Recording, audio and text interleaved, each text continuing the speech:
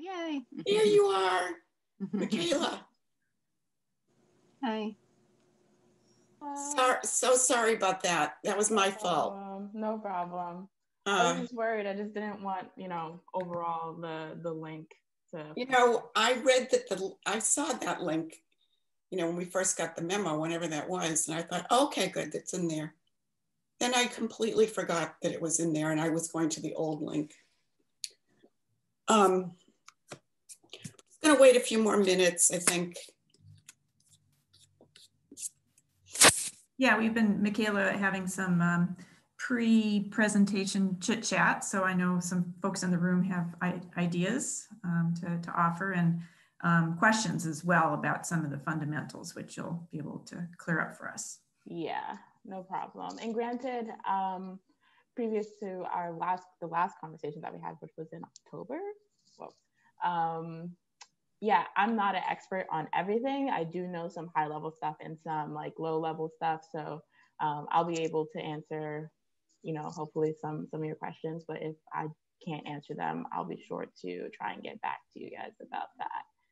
Okay. Yeah. Great, thanks. Okay, I think we should start. It's 1:15. So Michaela, looks like we have a pretty small group at the moment.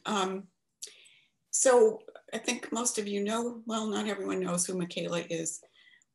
She's a liaison for the MBTA's Forging Ahead project.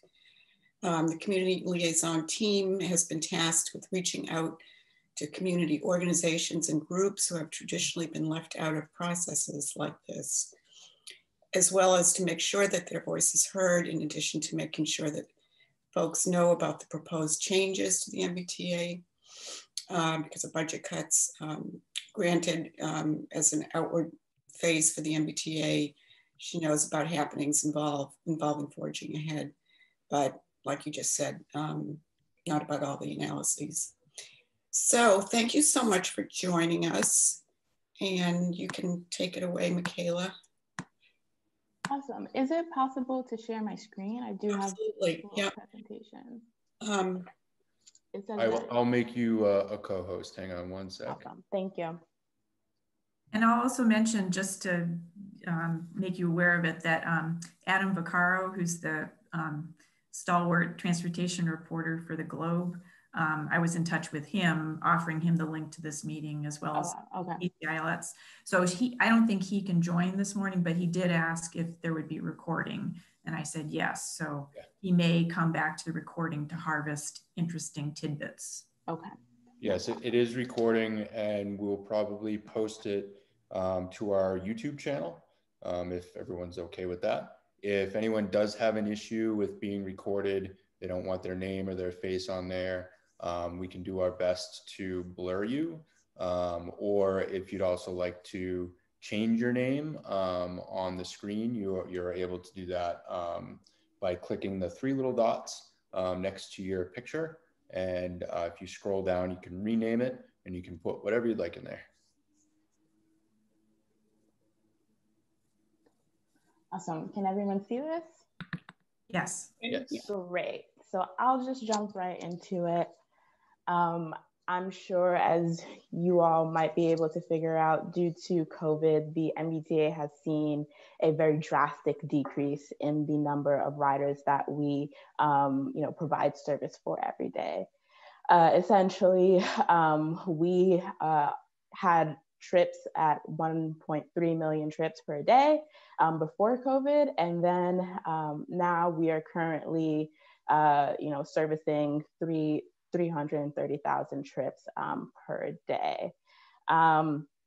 Broken down by mode, that's about 14% of pre-COVID trips on the commuter rail, 25% on the subway, and 40% on the bus.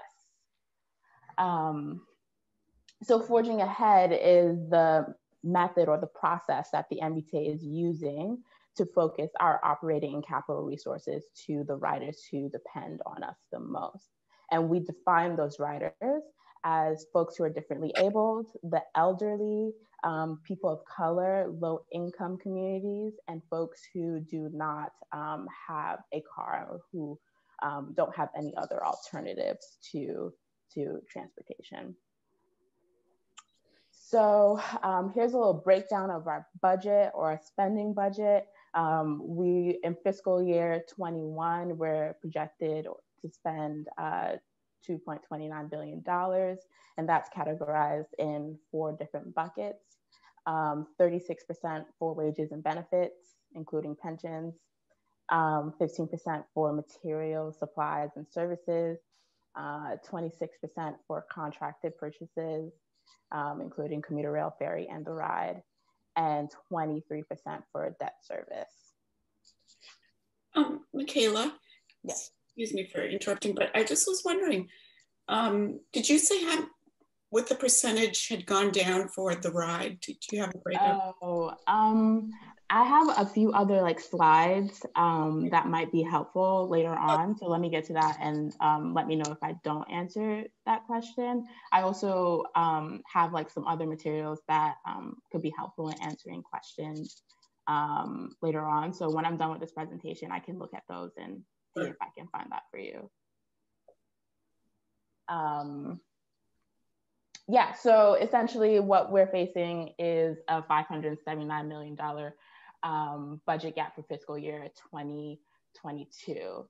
So the way that the budget essentially works is that, you know, similar to a lot of public transit systems across the country, fares make up a lot of our budget, and they help fund the budget for the next year, essentially.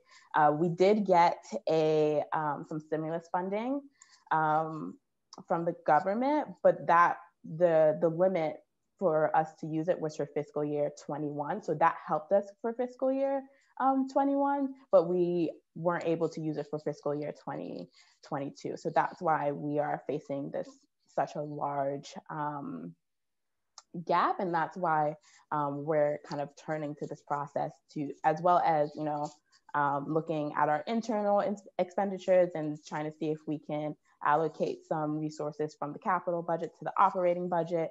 We're trying to do everything under the sun to see, you know, how we can fill this gap, as well as, you know, offer services. But something that we are trying to consider is not making such drastic changes in these 3 different categories that are on the screen. Because if we decrease one, then one of the other buckets will have to increase, and we're just trying to figure out what the right balance is, but also making sure that we're using taxpayer dollars in a way that is responsible. So we did do our analyses, and we did find out that, you know, 82% of weekday trips are made on essential services. And essentially what that means is 85% of bus service will be preserved. 70% of rapid transit service will be preserved. 65% of commuter rail service will be preserved. And unfortunately, we are proposing to temporarily suspend the ferry as of now. Or not as of now, but starting next year in spring or summer. Under this proposal, about 78% of households in the MBTA will have MBTA service within a half a mile of their homes, compared to 82% previously. And on that previous slide, the term base service was mentioned. And essentially what that means is the quality service for essential services, as well as the reduced amount of non-essential services that is viable for any of those who depend on it. So it's the service that is represented in the proposals compared to pre-COVID service levels. And something that I would like to highlight on this slide is all essential services at or above service delivery policy for frequency and span and crowding will be the Fairmount Line, all rapid transit, the bus routes, about 80 of those, and the ride, granted with some booking window policy changes. And like at a glance, I'll go into what this means for each mode. What this means for the commuter rail is we're proposing to stop all service after 9 p.m. We're proposing to stop all weekend service. We're proposing to decrease weekday peak service and some midday service. And what, as far as I understand, what that means is that for peak service, that will only mean about one less train that would be used during peak service. And we're also proposing to close 6 out of the 141 stops due to load ridership and availability of alternatives. As I mentioned, we are proposing to temporarily suspend ferry service. And on rapid transit, we are proposing to stop all service after midnight with no changes in start of service. We're proposing to reduce frequency by 20% across all lines, though that may vary by line and by time of day. And we are proposing to stop E-line service at Brigham Circle and diverting E-line riders to Route 39. On the bus, we are proposing to stop service after midnight, again, similar to rapid transit with no changes to start of service or day of operations. And then we're proposing to reduce frequency on essential routes by 5%. And we are proposing to reduce frequency on non-essential routes by 20%. And out of the 169 routes that we have, we are proposing to consolidate 14 of those routes, shorten 5, and eliminate 25 routes. And on for the ride, 1.1% of pre-COVID trips would be shifted from ADA to premium, with no changes to geographic coverage, as well as lengthening the scheduling window from 30 minutes to 40 minutes. And this is just a timeline for implementation and how it would affect all the modes. We are currently in the public comment or public engagement period, and then the FMCB kind of makes a decision on December 7th. As you can see, this is when the proposed changes would take effect. Granted, because the ride is dependent on what we call fixed routes, which usually are bus routes, the changes in the ride would take effect as changes to those fixed routes would take effect. And here is our proposal for, when we are able to, expand back, how much it would cost and how much money we would need to have in order to, provide service back again after we have, decreased it. And this granted, I think one of the most important parts of this slide is that, like I mentioned before, $579 million budget gap, we need money to provide service. So once we do see an increase in ridership and once we are able to fund, increased service, we will be able to provide service again. And it may not look the same as what it did previously, because that's something that we are thinking about. We do recognize that there are inefficiencies and gaps in service currently. And this process can also provide us a way to address those and really fill in those gaps. And just like what our public engagement process looks like currently, we have an interactive map for folks to look up all service changes across the MBTA system. I can share that link later on. You obviously are here at this meeting, so that's another way that we are doing public engagement. The community liaison team is tasked with reaching out to community organizations across the MBTA system to see and figure out ways that we can engage and make sure folks have the ability to provide feedback. We do have a comment form on our website as well. That has been pretty useful, I think, with some really guided questions to understand what folks depend on and what folks would like to see once we do and are able to expand back.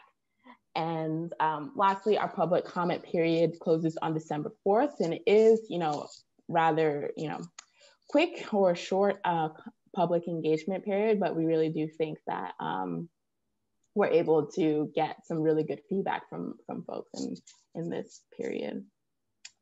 And these are our public meeting dates. I'm not sure where you folks are, but granted, or you folks are individually, sorry, but granted, we invite folks to all of the public meetings. The public meetings broken up by region is really helpful for us who kind of, collects the comments and such, to kind of understand what folks in a region are concerned about, and for us to be able to distill that and understand it within a context.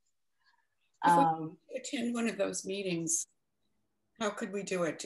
It's on the website link that I'll share later on, and it's through Zoom. How come there are no meetings for Worcester and West?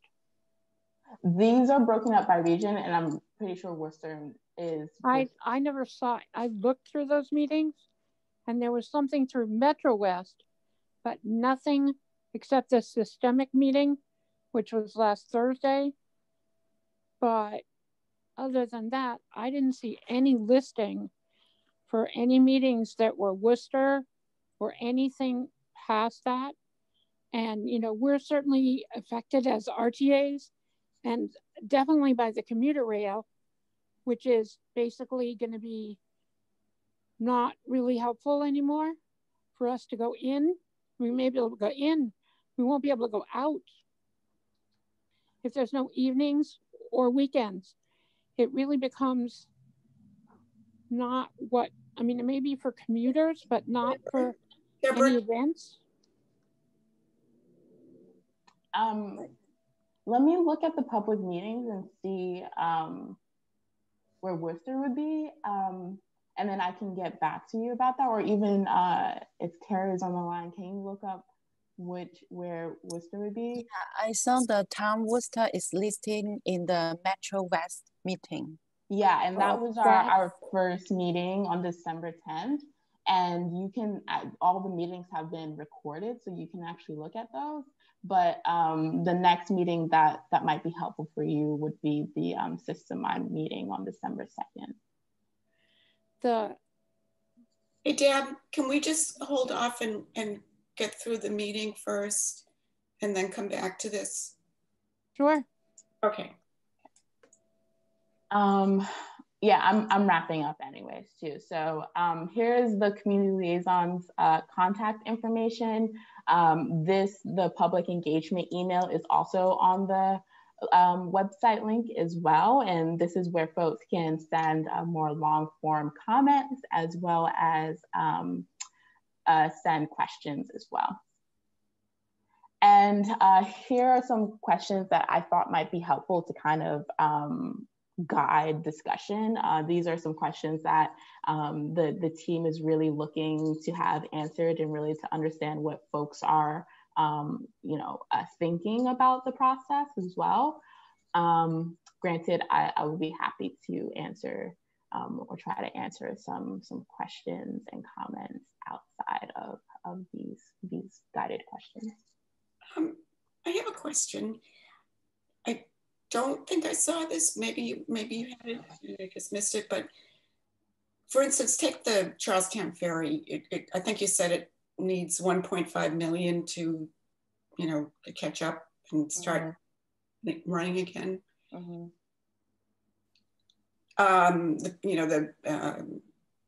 The Hingham ferry was 2 million. I mean, can you make up for that in 1 year? I mean, let's say, yeah. If we've got next year let's just say next year is a full year, no COVID, and we're back and running. Yeah. Everybody's commuting. How long roughly would you think it would take Yeah, that's something that I forgot to mention, or even we don't talk about a lot, is that this isn't just a 1 year fiscal year 2022 problem. This is more of a long-term problem. So we might, I'm not 100% sure like what the deadline for when all services will come back and everything will be fine, but we are looking at a possible 2-year or longer problem, and that's nobody's fault. It's just people weren't writing, and we weren't able to, or we didn't have the funding because people weren't writing. Did that? I'm not sure. I don't know. Does it take 10 years to make up 1.5 million, or does it take 4 years, or I mean, like, it depends on ridership levels. What we're projecting right now is about next year, around the summer, we're projecting around like 60% of our ridership will come back.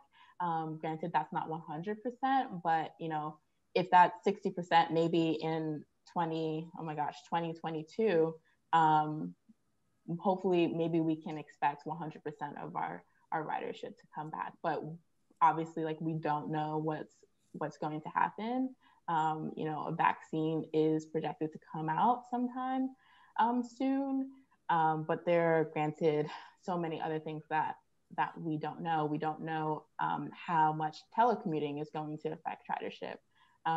We don't know how much alternative methods of transportation is going to affect ridership. So we are trying to take those into consideration as we're making our projections, but how they actually play out in real time, that's something that we have to see.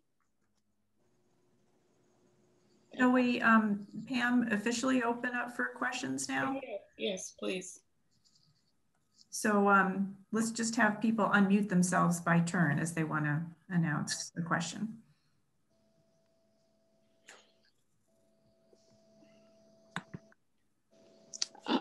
I have a question. You mentioned that you were talking about alternatives. I know that at one point Governor Baker had, with the MBTAs, he had, I guess it was Uber, doing accessible transportation in Boston. Mm-hmm. I don't know if that had still continued or not, and whether it's off the table, whether it was still going on. I know that there was some, I know that Newton had started a pilot program around that kind of wheelchair accessible transportation. And I wondered whether any of these kinds of things were going to still be continuing, that were alternatives to or were supplements to the ride or paratransit or whatever it's called. Yeah, we know what you're talking about. Michaela, do you want to take that? Yeah, I'm not 100% sure about that. Yeah, I don't know about that, but I can ask around about that to see if Deborah, actually, day before yesterday on the Regional Transportation Access Group, Accessibility Groups meeting, Ellen, correct me if I've got RTAG spelled out wrong. No. So go ahead, sorry. You got it right. Okay. Ben, who's the person who usually presents on the ride, and I can't remember Ben's last name now, did say that on-demand paratransit pilot is going to continue at full force. And in fact, they're looking for some more user-friendly interface changes. So don't worry about that. Well, that's okay. So that's the MBTA, but there's no effort to do it in the RTAs yet, because it's hard for me to look at this from the MBTA point of view when I'm still out here in Worcester thinking that this should be also a statewide conversation as well, because we don't have it out here. It'd be nice if we did, but we don't. That's a very right. good point. Are you in touch with the Worcester Transit Authority? Yeah, I know. In fact, we just lost our accessible cab entirely. We don't have anything. Okay. And that was a surprise to everybody, I was told this week. They didn't know it. Let's talk afterward, Deb, yes, about absolutely, your situation. Abby. I would love to talk to you. Thank you. Okay, I'm going to type my email in here. Let me see if I can. I have trouble taking pictures of these meetings. So, can you just answer a very quick question? You mentioned when you're talking about the ride that abby.swain@gmail.com. ADA premium. Sorry, Pamela, can you repeat that? Yeah, referring to the ride, you mentioned something about going from ADA to premium. I didn't know what that was. So ADA to premium, as I understand it, is premium because it's like a little further away from. Oh, you mean, is that the difference in cost? Yeah. So it would be from a couple of dollars to $10 or something like that? Yeah, and that's just because some of the routes are shortening or consolidated or eliminated. Those rides would have to increase in price because they're based off of fixed routes. Okay, thank you. Yeah, this is all kind of speculative at this point because no decisions have been made about what bus lines might be curtailed and what stops on train lines might be skipped. But basically, the farther you are from the tail ends or the nodes of the fixed route transit system, the more likely it is that you'll have to pay premium for your ride fare as opposed to standard. And I think I heard Ben say the day before last that standard is $3.30 and premium is $5.60. Don't quote me on the cents, but it's like a $2 difference. Mm-hmm. Okay. If you could send us the route, Michaela, the routes that we can look. Maybe you already did. That are proposed to change. Yeah, you can. Oh, we can find that on your website. Yeah, actually, I think it might be. I mean, helpful to kind of go on that. I can stop sharing my screen and then share my screen again. Oh, yeah, that would be good. And to kind of go through that just because. Yeah, it's a really neat map app. So you can zero in on where you are geographically and see what lines, or you can go by line and see how your route might be affected. Awesome. So if you go, so you have to scroll down a bit on the website to find the map. It's towards the middle. And essentially, if you click route structures, you would be able to see how we're breaking it down, essentially. So consolidate, eliminate, no weekend service, peak service only, shortening. And I personally have found it very helpful to use this specifically to look at specific changes. I'd like to invite Alan, who's on the phone, who's a user of the Charlestown Ferry, to speak up. I know that at the RTAG meeting day before last, there was some discussion of Route 93 in Charlestown being a substitute for the Charlestown Ferry. And I typed into the chat, which was not read out, which is probably appropriate, that the Route 93 route in Charlestown is kind of cluttered and hazardous as far as the sidewalk approaches go, and that a fair number of people who use wheelchairs live in Charlestown and may use the ferry. Mm-hmm. And also there are people coming from elsewhere to go to Spalding Rehab. Oh, okay. From Boston, that could be a route to get to, if I understand. And just to clarify, does the 93 not get there, or it's just that like the area is kind of just like not accessible? The 93 only very occasionally goes into the Navy Yard area. Usually it goes down a very busy, narrow road, which is currently cluttered with construction scaffolding. Gotcha. And a fair amount of Charlestown is currently under upheaval because of construction, you know, lots of building upgrades and conversions. So I think someone like Alan or Pam can be real specific about what's useful and what's not with the Route 93 and the ferry. Well, there's three things that come to mind for me. They're all semi-alternatives. One is the Partners Shuttle, which basically goes from the Navy Yard to MGH, and there's a couple other stops. There's also there's a private ferry that has been running. I don't know if it's still running or not, that goes from North Station to the seaport, that's privately funded. And there's also the water taxi, which unfortunately is not accessible, but which can basically go wherever you want to go from dock to dock. Those are sort of work as alternatives, but they don't, there's a lot missing. And it'd be interesting to see if they could coordinate more with, say, the Partner Shuttle.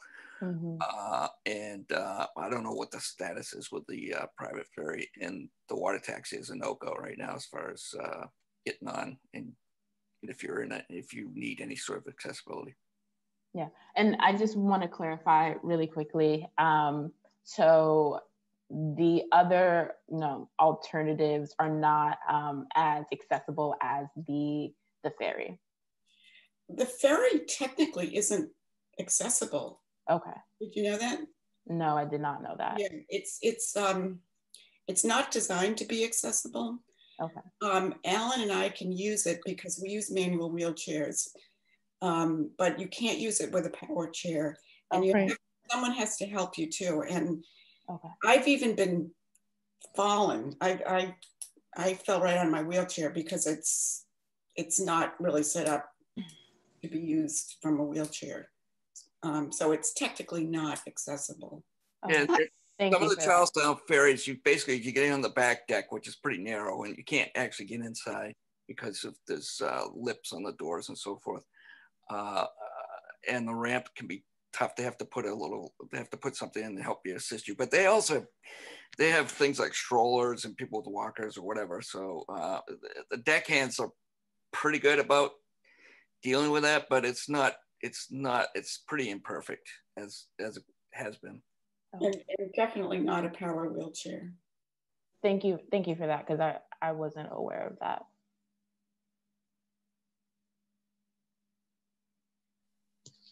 But we're still sad to see it go. Yeah, I mean, I have a terrible feeling that it's never going to come back too. Well, I think a lot of people, we have been receiving a lot of comments about how we got 214 people listed as using it. Yeah, but I mean, let me stop sharing really quickly, because I do have some numbers about our pre-COVID ridership and our current COVID ridership that I think could be helpful in terms of putting, our proposal for the ferry into context. Well, one thing about the ferry also is that they do a fair amount of tourist traffic. People just want to go out into the harbor or go to the that's very true. Yeah. Of course, that'll be affected by the weekend commuter rail stuff. Right, and the COVID and all that. So everything's interconnected, unfortunately. Yeah, so in 2019, we've had average weekday ridership at 1,230 trips, and then currently we are for the Charlestown ferry we have 210 trips, weekday trips. So those are trips. Oh, okay. Yeah, so you know, especially if folks have cars or other alternatives, that kind of influence the decision. But granted, I mean, like I mentioned before, and like it was mentioned before in this presentation, I do not know the like nitty gritty analyses of what's happening, but I am, especially, you know, as an outward face for the MBTA and receiving comments, have heard fairly frequently that, you know, folks are concerned that some of these proposed routes won't ever come back. And we can't make any promises, but I really do hope that folks have faith in the MBTA, because nobody comes into the service to, you know, get rid of, you know, public transit. We all enjoy public transit, and we do want to try and provide service as well as we can. It's our lifeline. We have to have it back. Yeah, We're trapped in this little maze of, you know, bridges, and, you know, got 2 bridges under construction, and like you know, sometimes I think I might have to swim somewhere, and probably will at some point. But so we love our ferry. Yeah. I mean, we had at one point here, we had transportation that went until midnight, because I was on focus groups that helped get it there, and then it went till 10 o'clock. Now the last bus that leaves my complex, for example, is at 8 o'clock, and I have shifts, and a lot of people do it till midnight, and we don't have any transportation anymore because they just keep cutting it back and back and back. And that was pre-COVID. So that's what concerns me, is that the MBTA may be able to get that stuff back, but I don't see that it's getting farther out. Do you see that anything with the federal funding that might happen after January might make a difference to this? Are they doing a budget based on the fact that there's a real understanding that this kind of system is essential to the country, and that there may be something different the way that it's looked at? Yeah, so President-elect Joe Biden's team is putting together like a transportation plan. But the difficult part about that, in terms of our understanding of our budget in the future, and you know, reason why we have to, you know, continue to engage folks with the forging ahead process, even though we are going to have a change in presidency next year, is that we don't know if we're actually going to get that funding. Because it still has to go through the Senate, and the Senate is still red, and we're not sure if they will be able to pass a package like that, right? So that's something that we heavily need to consider, that even though we do have a change in presidency, it doesn't mean that all our hopes and dreams will be able to you know, come into realization. So that's something that we need to heavily consider moving forward, is that we still don't know, and that's the unfortunate aspect of it. Is there a different way of funding it when you consider that it's not just I mean, people are going to work, and yes, that's true, but these are essential services for people. And if we learned anything in this pandemic, it's that how people are taken care of, are fed, are doctors or whatever, need these transportation systems as essential services. They're not just supplemental services. Yeah. Just a brief history about me. I have a master's in urban planning and policy. So I have spent a fair amount of time focusing and understanding transportation. And from what I've learned, especially not in America, but in European countries, a lot of their public transit systems are funded by the government. And unfortunately, like, we're not heavily funded by the state. And that's something that, I'm just speaking as me, not as the MBTA, that could be helpful, but unfortunately that system is not set up where we have to rely on the income that comes to us. So it's difficult because a lot of folks are like, why are you mismanaging your budget? And like, where is the money? And, you know, they want to know our budget, but, and they want to know why we don't have funding, but it's because we're not treated as an essential or a public good, even though folks do care about us as a public good and think of us as a public good. So it's a tricky balance. I guess what I'm trying to say is that a lot of people are saying that just because of what's happening, that a lot of things need to be rethought of in a different way. Yeah. And this certainly is one of them. And it's part of a conversation. I mean, I keep filling out petitions to the new government and saying these things in any way I can about transportation, among other things. This is certainly one of my things that I say when I get those, you know, give us your information. What do you want to see? This is one of them. Yeah, Deborah's making a very important point about not only how essential public transportation is for folks with disabilities, but for all those who care for folks with disabilities. Personal care attendants are needed by an awful high number of folks with spinal cord injuries and disease, folks who use wheelchairs. So they may have to use buses and trains at odd hours on the weekends, you know, with a certain acceptable amount of frequency to be able to get to their clients at various parts of the network. Right, every night at, you know, at midnight. And if I don't have a bus that even goes near me at midnight, what do we do? And we don't have many taxis anymore because people aren't using them, and it's really difficult to get them. It's pretty impossible. And that's for my workers. Forget about me if I wanted to go out. So you're exactly right. And the thing is, it's not that I'm just saying this stuff here, but I'm doing things as much as I can. You know, if I could be at the transportation meetings that I want to be at and stuff, but at least every time I get one of those, you know, we need your money, I don't give them money, but I give them my ideas.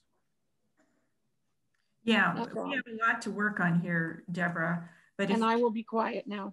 No, it's very important, but I'd like to steer back just briefly to like a sticky problem that I brought up on many of the public forums about forging ahead, and that is when you reduce the frequency of any particular route service and you make folks shift from having a one-seat ride, so to speak, to having a compound trip, maybe needing to take 2 buses instead of 1. A concern that you may not know about from the spinal cord injured community is that the duration of the ride and how much time you're exposed to the elements can make the difference between taking the trip at all comfortably and safely and not taking the trip at all. Because folks usually have sort of a limited duration fuse on needing to go to the restroom, and they can go into a condition that's called autonomic dysreflexia if they get too cold or too hot. So I know Laurel Paget-Seekins, who's kind of the mastermind of this whole process and really has essential services for the disabled and for those who serve the disabled, really paramount in her mind. We need to help her understand where those route changes and service decreases will make the difference in being able to make a trip.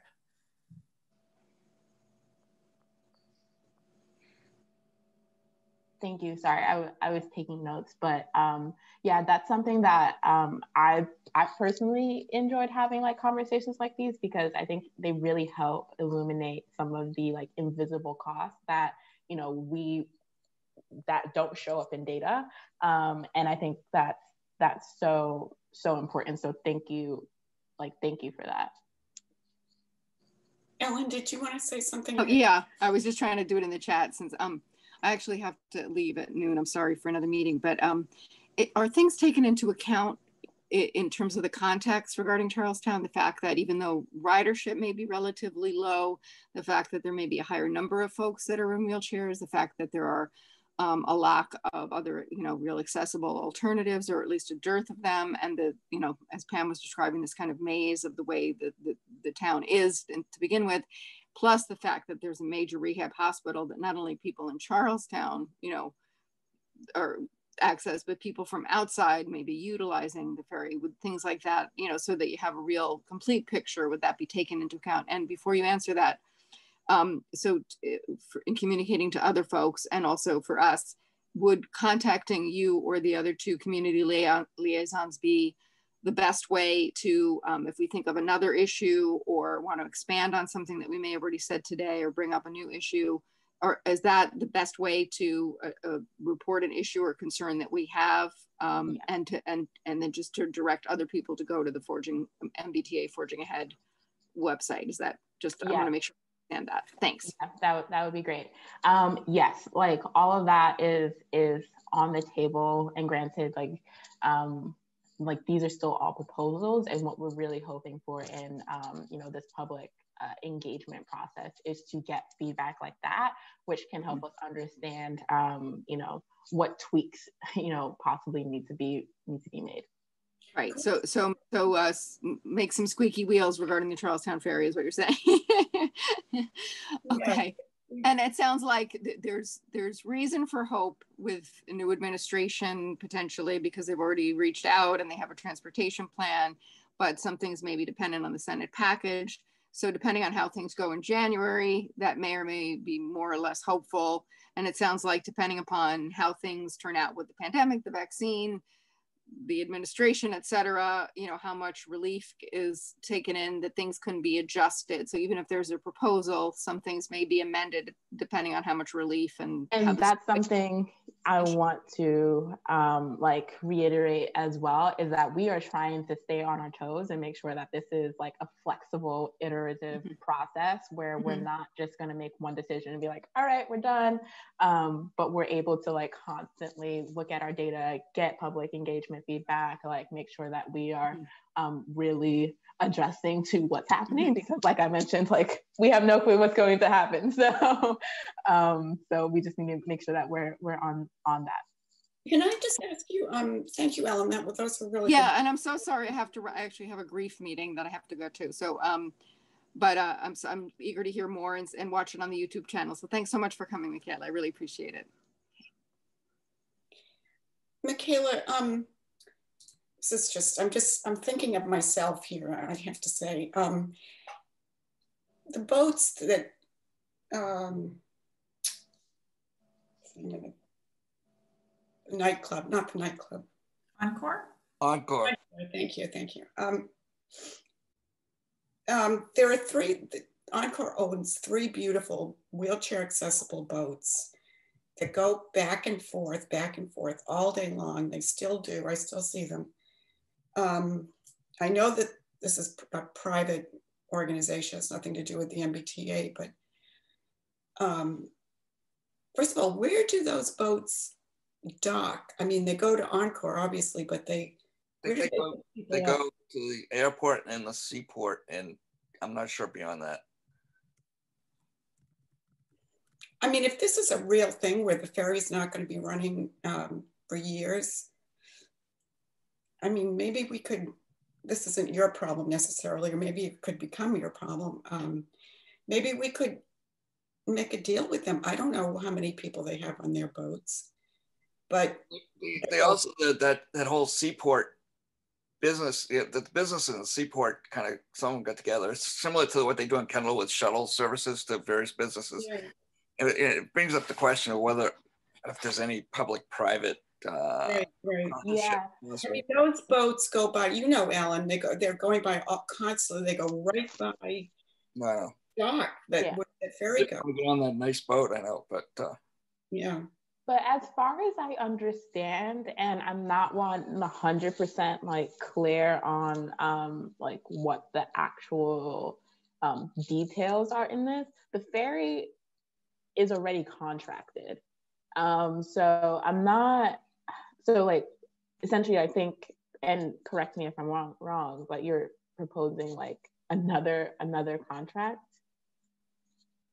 Well, isn't it Boston Harbor Cruises that basically, I know they do the water taxi. I'm not sure if they're run the boats per se, but I know that they're involved with a lot of this.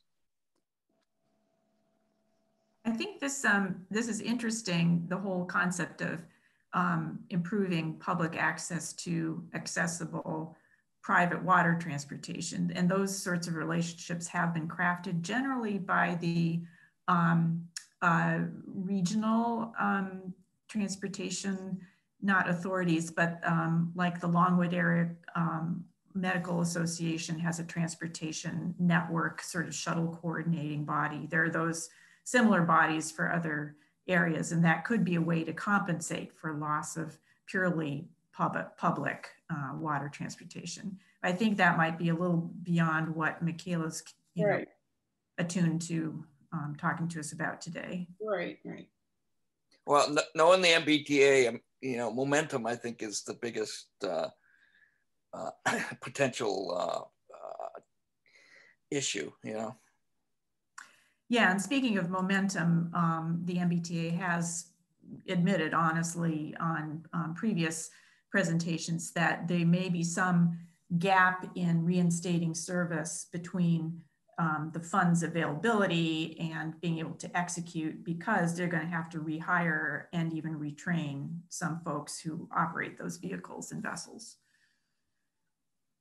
Yeah. So it's going to take quite a while before it trickles back into actually getting services that are what we either used to have or even more than what we needed, because some of us needed more than what we had already. So that's what you're saying. Yeah, but it's not all dire, because like Laurel Paget-Seekins, whose name I invoked just a few minutes ago, is also really an essential part of the Better Bus project at the MBTA, which has been up to, for the last couple of years, just rethinking the whole network to make sure it's serving the folks who really need the services, as opposed to just like elite, infrequently used services to far-flung suburbs, that like have 3 people riding it a day.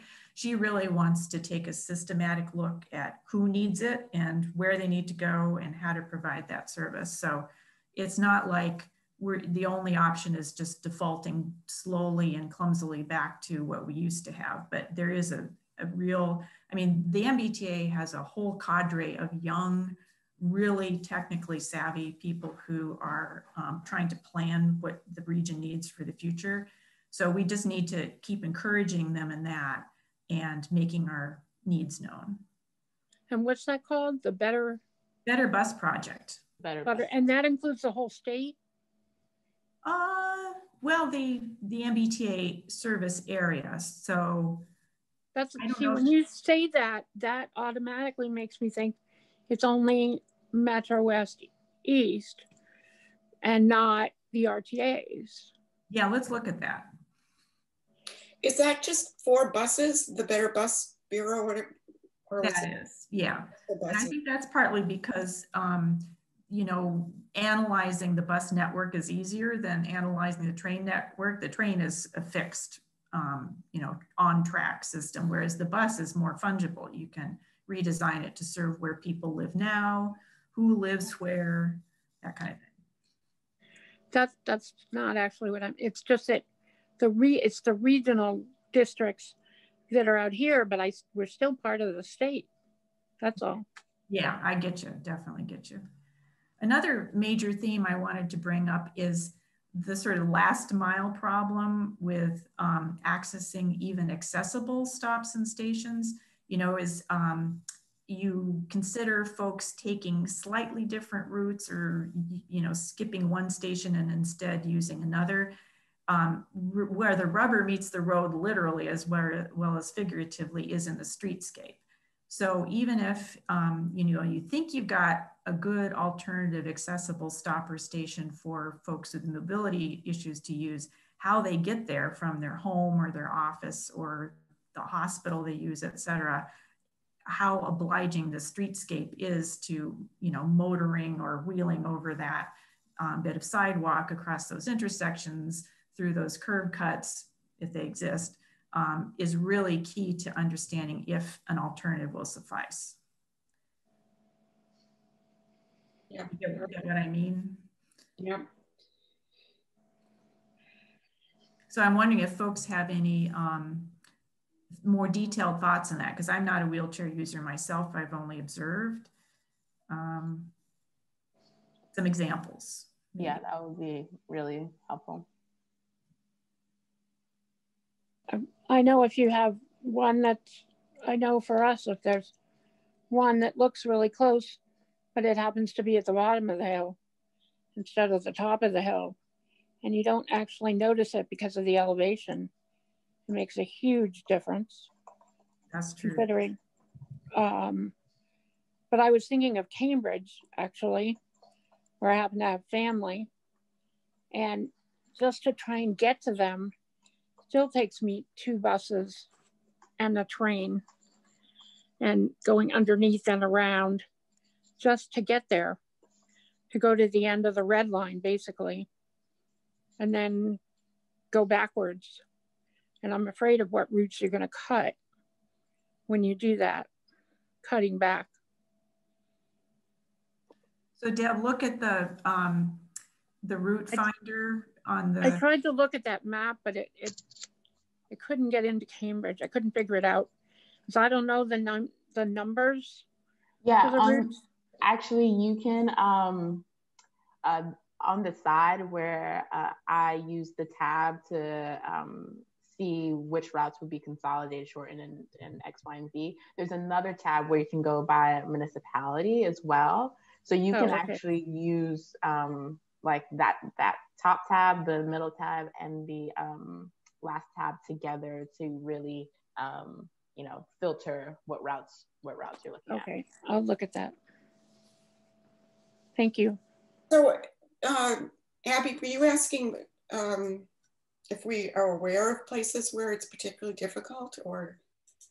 Yeah, both on routes you use, or others use, where there's some nasty bits of street to get by, places that are never plowed or shoveled properly, etc.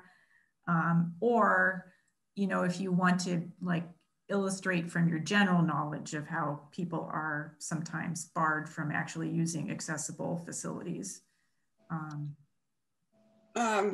I don't use public transportation myself, so I'm not aware of places like that, but I would like to use public transportation. One thing that drives me nutty, though, is when a crew is sent out to clear a space, from snow, and they do a pretty good job, except they leave, one clump right in the middle where you'd want your chair to go, or if they'd only make it 4 inches wider, then, we could actually, and of course they're not thinking the way we are. I mean, we know what we need exactly, but I wish there were a little bit better training about, gee, it would take the same amount of effort to do a really super job as it would take to do a so-so job that really prevents us from getting to where we want to go. Particularly on curb cuts, I think I found snow removal is an issue. There was some. It's just like a little bit of training would really help so much. I'm happy to train people. Yeah. One thing that drives me a little crazy, and in Cambridge particularly, is why, I think I've brought this up before, is the walk signs aren't run sync to themselves only. There's always a green right turn and a walk sign at the same time, and it's even as a driver or somebody crossing the street, there's always people are unaware that somebody else is able to cross your path. I've seen some real close calls. Yeah. But if they gave everybody their own special time to do their business, we'd be waiting even longer, you know. Well, one thing a lot of places do that you see in Europe particularly is everybody has the same crosswalk. It doesn't matter. The intersection shuts down for walkers, for people to cross the street, pedestrians, and then the traffic has their own sequence. So it's not, and I think you find around here is that there's a walk sign to go across one way, and then there's a separate walk sign to go across a different way at different times. And it gets, you know, that's really unnecessary. And it's the same thing as syncing lights, so that when you hit a green light, if you go a certain speed, they do that in New York, is you hit a series of green lights, so you never have to stop at each intersection, which I don't understand why that's. Yeah, that's a difference between the exclusive pedestrian walk phase and shared walk and travel phases in traffic signaling.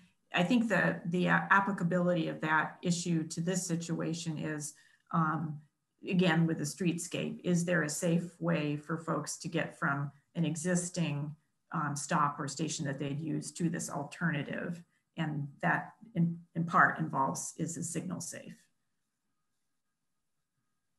I've never, the logic kind of eludes me on. Yeah, I could talk for about 20 minutes about that. So we'll have that conversation some other time. Hey, Abby, I know this is a little bit off topic, but you might know this. Is there any more talk about changing the sequence of red lights and green lights to do more with the traffic that's actually on the road at the time? So in other words, they wouldn't make you stop at a red light if there was no traffic coming the opposite direction. Do you know what I'm talking about? Oh, I don't know about that. I mean, it's a constantly evolving profession in terms of the ability to fine tune traffic signals. The best, from the point of view of our topic today, news is there's much more transit signal prioritization going on, so that buses are given priority over other kinds of traffic in terms of being able to sail through an intersection without being hung up. I'm not aware of any known impacts on pedestrians of that kind of signalization, but in terms of general traffic management, that's a little probably beyond the scope of what we're up to today. Oh yeah, definitely. Sort of selfishly, I wanted to bring up an E-line issue. I know the E-line came up at the RTAG meeting, and in fact, an article in the Globe a few days ago, I think it was November 17th, quoted a woman named Willie Faye Clay, who's a wheelchair user who uses the Heath Street stop on the E-line. And she made a fairly good point, I thought, that it's much easier for her to use the light rail stop than the 39 bus, much easier to get on and off that vehicle. And I'm thinking of the streetscape on the E-line as well as other places where, you know, a real test of the reality of a person in a wheelchair's ability to use the bus network is the fact that in many places, even though the bus theoretically should be pulling over to the curb in a stop, they often can't because there's an illegally stopped vehicle there or some other obstruction. Sometimes there's a snow clearance issue, like there's a big pile of snow on the curb and folks can't get off the curb to get to the bus. Other times the bus, you know, has to make up for lost time and they don't even bother to try to pull over. And then, you know, the person in the wheelchair has to hop off the curb or make their way to the curb cut at intersection and then weave over whatever quality of asphalt they've got in the road to the bus and then board the bus. So I mentioned that's something that the MBTA should really take into account when they're thinking of ending the E-line service at Brigham Circle, because you do have that one really good stop at Heath Street, which is near the VA Medical Center. That point has come up a fair amount in our outreach. So, but that was very detailed. So thank you. You're very welcome. Well, and I would argue that happens here too, that buses will just like go past you. And it's like, excuse me, what did I not do that. I wave, I scream, I'm sitting right here, and they just go right past you. And you get really frustrated. And for us, that's also true of paratransit, where since we can't always be downstairs, and so you try and time it, and they give you this 20-minute window. And if they sometimes don't wait 5 minutes, which they're supposed to, they wait like a second and then just sail by. And if you're not hanging out there in the freezing cold, then you're stuck. Yeah, that's a problem. It sounds like the ride operates better than that, especially with the more modern booking and scheduling system. Well, they also will get out of their truck and go to your door and wait for you. Won't they? Yeah, and there is a little, just returning to a point that Michaela made earlier, there is a proposal to change the windows just slightly. And let me see if I can say this right. So you'll have the same ability to book ahead, and you'll have the same band of time in which the ride is free to show up, and they'll notify you when they're about to show up. But the exact length of that time band is increased by 10 minutes, either on the early side or the late side. How did I mess that up, Michaela? Okay. By the way, out here, they don't notify you that they're there. Yeah, you got to get a better service. Well, it's paratransit. It's the same system, I thought. Well, it's a different system, or a different operator anyway. And I think, correct me again, Michaela, but in the Worcester zone, you're dealing with a completely different authority than for the Greater Boston ride, right? Isn't it still the same union? Oh, Michaela, I was on mute. I don't know if it's the same union. I'm not sure about that. I need to look into that. I think it is. I don't think they have a whole different union for each RTA.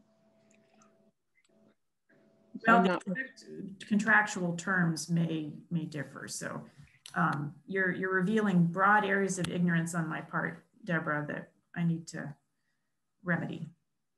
Sorry about that. It's good to be humble once in a while. But you don't have broad areas of, you might have little. I don't know. I mean, we've got whole swaths of the state that are pretty darn neglected in terms of accessible. Absolutely. So absolutely. Yeah. We're not just in our little bit of la la land here in Greater Boston. Yeah. Thinking of that. Yeah, that really is part of the problem. It's really is a major problem. So I'm taking a lot of airtime. Do other folks have questions for Michaela or advice? Could we just have our own boat, Michaela? Our own ferry? Come on. I'll say regarding the ferry, there was talk in previous years, and I'm not sure exactly how this was put to rest, of Massport taking over operation of the MBTA ferry service. Apparently, Massport turned them down, and certainly this is no time to ask again, considering they're having to lay off 40% of their workforce. Yeah. Or maybe it's only 25% now, but. Yeah. I wonder where the boats go, the ferries go when they're not in operation, where they live. Must be somewhere close by. You thinking of hijacking one? Oftentimes they'll tie them up, or they'll put them, or they'll lease them out to somebody else that's looking for something short term. We're looking for something short term. Someone needs to go in for their captain's license. Yeah. Alan and I will take turns driving it. Yeah. If they put hand controls in it, I'll take a try. We do have. My brother teaches a captain's course if you're interested. Really? Yeah. Well, Kayla, thank you so much for joining us and giving us all this good information. Thank you for inviting me. This has been, I mean, Terry, Dan isn't here today, but you know, the community liaison team has done a lot of these meetings since we last met. And this has been, you know, one of the more pleasant ones that we've been to. So yeah, this has definitely have been a bright spot. You're our friend. We're not going to be unpleasant with you. Listen, I've gone into some meetings thinking that you know, I was going to be a friend, and you know, got out of that meeting not a friend. So thank you all. No, it's a very complicated situation. You know, it must be really interesting work that you do. Boy. Interesting and hard work. Well, yeah. We're on your side, and consider us a resource if you want to bounce anything off of us, you know, regarding impact on wheelchair users. Yeah, I mean, there's going to be a, you know, once a decision is made on December 7th, and depending on what that decision is, you know, there will definitely be a phase 2 of all of this. So we will definitely be reaching out again, you know, hopefully good news. I don't know, but we'll see. But I'm sure we'll definitely be. Maybe you could at least rotate the closings. You know, like if you know, we won't use the ferry for a year, but then we get it back, and you take someone else's route off. And, yeah, Pam, I think the key is federal funding. Yeah, I think so too. I wondered if we were going to be able to, somebody said, or when I was reading an article actually, that said that the House, I think it was the House, the State House, voted to try and extend the deadline from December 7th. Do you know anything about that? And did it not go through? Is that it? I'm not sure about that. I'm not sure about that. We'll know on the 2nd probably. I mean, I'm sure it's going to be the 7th, but yeah. And really, I mean, you know, we've got a ton of people who would be interested in helping you out if you need anyone to do a trial run. Or I'll send the slides to you, and in that email, I'll send the link to the Forging Ahead website as well as the Better Bus website. And again, on the Forging Ahead website is all the links to public engagement and public comment. So definitely that tool. And depending on what happens in December, yeah, I'll be sure to definitely circle back and see what phase 2 of this looks like. Okay, that's great. Thank you very much. Thank you. Great. All righty, everybody. Everyone else set? Thanks, Michaela. Appreciate it. Thank you, Michaela and Terry. Thank you. Okay, everyone. Thank you for coming. Goodbye. Bye. Hey.